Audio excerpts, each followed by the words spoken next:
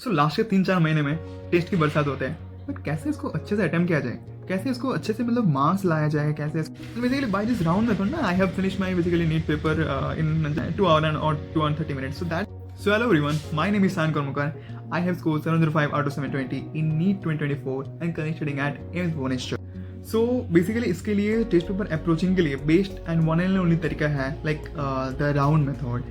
I have basically chosen the 3-round method, which is effective in my during NEET preparation, and also not only NEET preparation, you know, also in such with the competitive exam is a very important round method.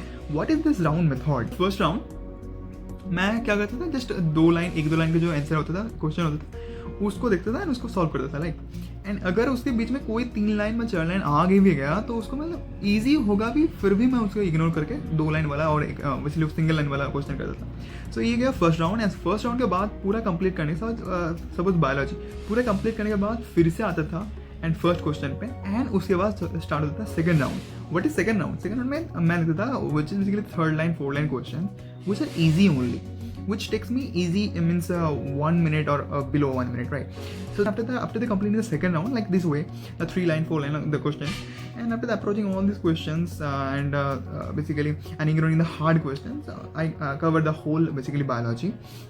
Then go to the OMR, fill it, and totally biology, chemistry, physics in this way, round wise system 1 and 2. I'm filling it and basically going to the OMR and fill it, right? And the OMR filling strategies are basically in the my video was there basically and I button, you can see it. But the thing is there basically, what is third round? Third round is for basically difficult and basically hard questions, right? If you are basically in the hard questions for than basically 1 or 2 minutes and you are doing nothing, you can get understand, and the easier way question will be basically harder for you in that way. So basically just time management is very important, you need to know.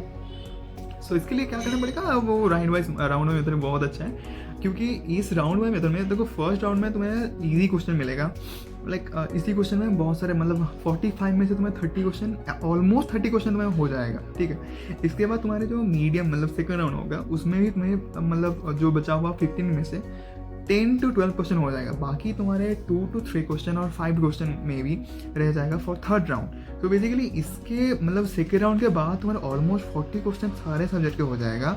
तो 40 मतलब सारे subject चारों subject के 40 अगर question हो जाए like 160 question अगर हो जाए पहले ही मतलब 2 आवर में और बेसिकली 1.5 आवर में, तो इससे अच्छा क्या हो सकता है. तुम्हें बहुत सारा टाइम मिल जाएगा तुम्हारे बेसिकली वो हार्ड क्वेश्चन लाइक 15 जो हार्ड क्वेश्चन आएगा उसमें बहुत सारा टाइम मिल जाएगा, तुम इजीली मतलब तुम्हें सोच के आराम से कर सकते हो. तो बेसिकली ये round method is very important है बेसिकली नीट प्रिपरेशन और any competitive exam preparation, because exam में टाइम मैनेजमेंट करना ही बहुत ज़्यादा मुश्किल हो जाता है. मैंने बहुत सारा सुना है कि मुझे आता था एंड मुझे टाइम मैनेजमेंट नहीं हुआ, इसीलिए मैं छोड़ना हुआ एक्चुअली.